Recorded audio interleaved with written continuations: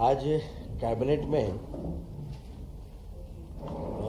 ने सबसे पहले श्री अनुराग जैन जी को बधाई दी, शुभकामनाएं दी। उनका कार्यकाल बहुत यशस्वी था और प्रदेश के वो पहले ऐसे अधिकारी बने जो यहाँ का कार्यकाल पूरा करने के बाद नीति आयोग के मुख्य कार्यकारी अधिकारी के रूप में नियुक्त हुए। और माननीय मुख्यमंत्री जी ने पूरे मंत्रिमंडल की तरफ से उस नए दायित्व के लिए उनको बधाई दी है। उनके समय में कई सारे महत्वपूर्ण कार्य हुए हैं, उनके लिए उनको याद रखा जाएगा। और उसके साथ में आज जो नवनियुक्त मुख्य सचिव महोदय हैं श्री बड़वाल जी, उनकी आज ये पहली बैठक थी, तो सभी ने आज उनको भी बधाई दी है और ये उम्मीद की है कि उनके साथ काम करते हुए मध्य प्रदेश ऊंचाइयों पर पहुंचेगा और बेहतर तरीके से परिणामकारी कार्य सरकार देगी।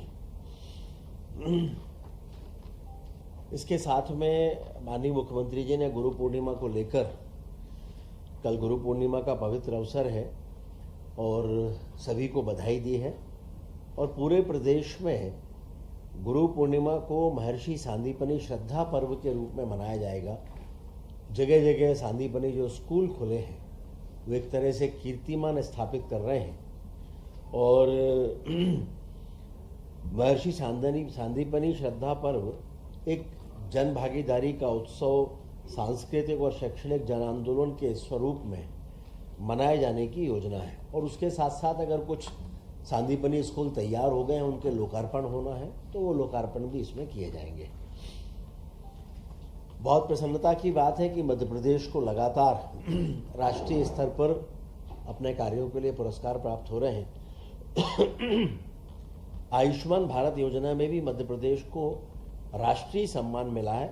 बेस्ट परफॉर्मिंग लार्ज स्टेट श्रेणी में राष्ट्रीय सम्मान मध्य प्रदेश को दिया गया है।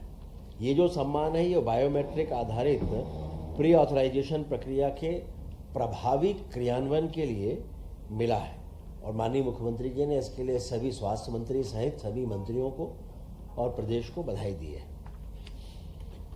इसके साथ ही माननीय प्रधानमंत्री जी ने जो निर्णय लिया है फास्ट ट्रैक कोर्ट का, वैसे भी माननीय प्रधानमंत्री जी जो भी निर्णय लेते हैं तो मध्य प्रदेश वो ऐसा राज्य है जहां कोशिश होती है कि अगर उसे राज्यों में भी लागू करना है तो मध्य प्रदेश उन्हें लागू करने में एक अग्रणी राज्य के रूप में अपनी भूमिका निभाए।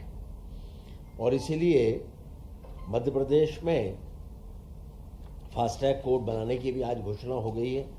ये भोपाल, जबलपुर, इंदौर और ग्वालियर में स्थापित होने वाले हैं, जिनमें पेपर लीक और परीक्षा जैसे अन्य सभी मामलों का 3 माह के भीतर निराकरण किया जाएगा। और साथ में ये भी सुनिश्चित होगा कि जो युवा हैं उनके सपने साकार होने में किसी तरह की कोई कठिनाई ना आए। इसके लिए साथ में सभी परीक्षाएं पारदर्शी तरीके से हों, उसके लिए जो स्टैंडर्ड प्रोटोकॉल है वो भी तैयार किया जाएगा। ये बहुत खुशी की बात है कि इस बार माननीय प्रधानमंत्री जी के मन की बात के कार्यक्रम में मध्य प्रदेश का उल्लेख हुआ है। माननीय प्रधानमंत्री जी ने जो कैच द रेन, जो उनका एक संकल्प है, प्रेरणा है पूरे देश को, उसमें उन्होंने सीधी और नरसिंहपुर में जल संरक्षण के लिए जो कार्य हुए हैं उनके लिए सरकार के, मध्य प्रदेश सरकार के कार्यों की सराहना की है। माननीय प्रधानमंत्री जी ने सीधी में 1500 जो तालाब बने हैं उनको लेकर और नरसिंहपुर में अमृत सरोवरों को जिस तरह से संवारा गया है उसको लेकर उन्होंने मध्य प्रदेश की सराहना की है। और खुशी की बात यह है कि माननीय मुख्यमंत्री जी ने इस बात के लिए भी बधाई दी है कि मध्य प्रदेश को 7,000 करोड़ रुपए से अधिक निवेश के और भी नए प्रस्ताव प्राप्त हुए हैं। उसमें श्याम सेरन पावर कंपनी लिमिटेड लगभग 1,000 करोड़ का निवेश करने वाली है और 1,000 से अधिक लोगों को रोजगार देने का लक्ष्य है। इसी तरह से पारस defence and space technology Madhya Pradesh में सेमीकंडक्टर परियोजना भी स्थापित करेगी, जिसमें 6,200 करोड़ रुपए का निवेश होगा और लगभग 2500 से अधिक रोजगारों का सृजन होगा। अभी बहुत प्रसन्नता की बात है कि जिस तरह से प्रमोशन हुए हैं उसमें अकेले पुलिस विभाग में ही 25,000 से अधिक पुलिस कर्मचारियों की पदोन्नतियां हुई हैं और साथ में मध्य प्रदेश पुलिस में अलग अलग श्रेणियों में 9,662 पदों को मंजूरी भी दी गई है। पिछले साल भी लगभग 8,500 पद स्वीकृत किए गए थे और इन दोनों को मिला लें तो लगभग 18,000 पद 2 वर्ष में मध्य प्रदेश में स्वीकृत हुए हैं। और ये कहते हुए भी हमें खुशी है कि माननीय मुख्यमंत्री जी के नेतृत्व में मध्य प्रदेश पुलिस को देश की सर्वश्रेष्ठ पुलिस बने, इस दिशा में लगातार कार्य होंगे। हमें ये बताते हुए भी खुशी है कि महिला एशियन हॉकी चैंपियंस ट्रॉफी 2026 का आयोजन भी भोपाल में अक्टूबर-नवंबर में होने जा रहा है। इसमें एशिया की 6 प्रमुख महिला टीमें, जिनमें भारत, चीन, जापान, मलेशिया, दक्षिण कोरिया और थाईलैंड, इनके 200 से ज़्यादा खिलाड़ी इसमें भाग लेंगे। और ये नाथू बरकेड़ा में जो नवनिर्मित स्पोर्ट्स कॉम्प्लेक्स है उसमें ये होने जा रहा है। इसमें लगभग 18 करोड़ रुपए के आसपास की राशि खर्च होगी। वित्त विभाग के द्वारा इसके लिए सहमति भी दे दी गई है। जल संसाधन विभाग में 1 अप्रैल 2025 से 31 मार्च 2031 तक की जो योजनाएं हैं उनकी निरंतरता के लिए भी स्वीकृति प्रदान की गई है और इसमें रेहंद माइक्रो परियोजना के लिए आगामी 5 सालों के लिए 111 करोड़ रुपए की लगभग राशि का भी प्रावधान किया गया है। ये कुल मिलाकर जो योजनाएं हैं उनकी निरंतरता के संदर्भ में है। इसी तरह से मल्हारगढ़ दाबयुक्त वृहद उद्वहन सिंचाई परियोजना, इसकी भी निरंतरता का विषय था। उसके लिए भी 184 करोड़ रुपए की निरंतरता की स्वीकृति दी है। और विज्ञान और प्रौद्योगिकी विभाग में जो नई टेक्निक है इनके लिए एमपीएससी, डीसी और अन्य संस्थाओं को सहायता योजना जो उनकी निरंतरता है उसके संदर्भ में भी आज स्वीकृति प्रदान की गई है। ये 110 करोड़ रुपए की होगी। और इस तरह से अन्य विभागों की भी निरंतरता की जानकारियां हैं जो मुझे लगता है कि आपको मिल जाएंगी। अलग अलग बताने की उसकी आवश्यकता नहीं है। विज्ञान और प्रौद्योगिकी विभाग के द्वारा आईसर संस्थान भोपाल में ड्रोन तकनीक आधारित सेंटर ऑफ एक्सीलेंस की स्थापना पर भी मंजूरी हुई है और आईसर के द्वारा एआई आधारित ड्रोन टेक्नोलॉजी के सेंटर ऑफ एक्सीलेंस के स्थापना का भी प्रस्ताव दिया गया है, जिसकी लागत लगभग 85.51 करोड़ रुपए है। ये जो सेंटर है ये राज्य में ड्रोन तकनीक के क्षेत्र में ट्रेनिंग, रिसर्च, जो नवाचार हैं वो, प्रोटोटाइप डेवलपमेंट, इंडस्ट्रीज, एम्प्लॉयमेंट का सृजन, इन सबके प्रमाणन की और सुविधाएं इनके लिए एक बड़े केंद्र के रूप में स्थापित होने जा रहा है। ग्वालियर जिले में विद्युत सुरक्षा निरीक्षालय में नवीन वृत्त कार्यालय प्रारंभ करने और उसके लिए नवीन पदों को स्वीकृत करने की भी आज अनुमति हुई है। विधि और विधायी कार्य विभाग के द्वारा नारायणगंज जिला मंदसौर में अतिरिक्त सत्र न्यायाधीश के नवीन पद की नियुक्ति का भी आज प्रस्ताव है। इसके साथ साथ सामान्य प्रशासन विभाग के अंतर्गत योजनाओं की निरंतरता है, जिसमें लगभग 129 करोड़ रुपए की राशि की स्वीकृति है। इसी तरह से महिला बाल विकास है और वित्त विभाग है,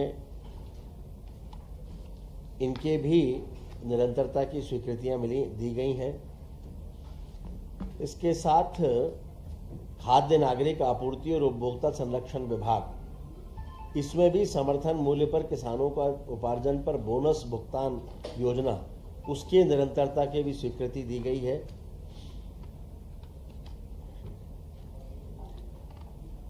खाद्य नागरिक आपूर्ति और उपभोक्ता संरक्षण विभाग में कुछ संशोधन का भी प्रस्ताव किया गया है, जिसमें जन विश्वास अधिनियम 2026 के माध्यम से विधिक माप विज्ञान अधिनियम 2009 में जो संशोधन हो रहे हैं उनको राज्य में लागू करना है। कुल मिलाकर जो बांट और जैसे ऐसे पैमाने वाले बनाए उत्पादन जो करते हैं उसमें अभी कई तरह के नियम लागू होते थे। अब लगता है कि उनकी बहुत अधिक आवश्यकता नहीं है और बार बार लाइसेंस की रिन्यूअल की भी आवश्यकता नहीं है, और इसलिए एक बार वो रजिस्ट्रेशन करा लें और फिर उसके बाद वो नियमित रहेगा। तो इसको भी आज स्वीकृति दी गई है। तो एक तरीके से ईज ऑफ डूइंग बिजनेस को इसके माध्यम से प्रोत्साहन देने की कोशिश हुई है। कुछ एक अनुकंपा नियुक्ति के लोक निर्माण विभाग का मामला था।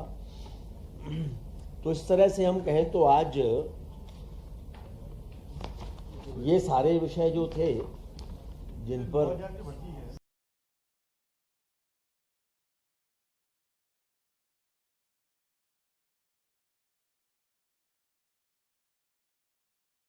अधिकारियों की पूरी टीम भी शुक्रवार के दिन कोई बैठक आयोजित नहीं होगी।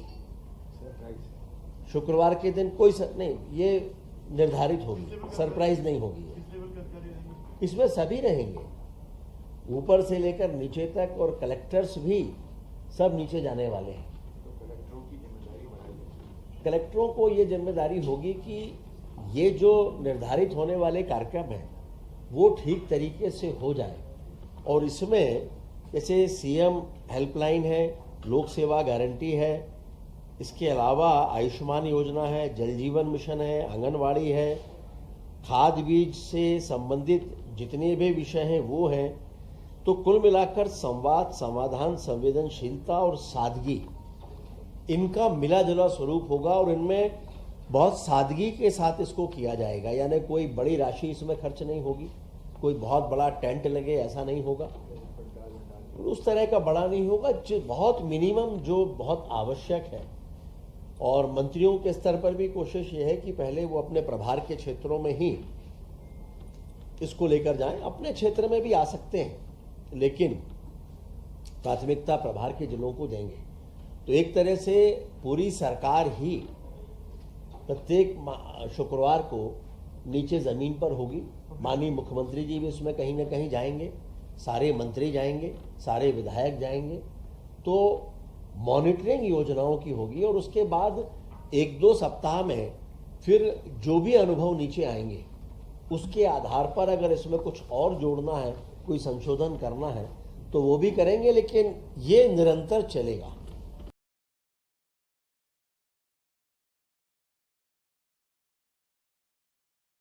वैसे तो देखिए, पंचायतें ग्रामीण क्षेत्र में इकाई होंगी और शहर में वार्ड इकाई होगी इसकी। तो हर बार अलग अलग उसका चयन होगा, और अलग अलग वार्डों के चयन के आधार पर वार्ड के स्तर पर और ग्रामीण क्षेत्रों में पंचायतों के स्तर पर।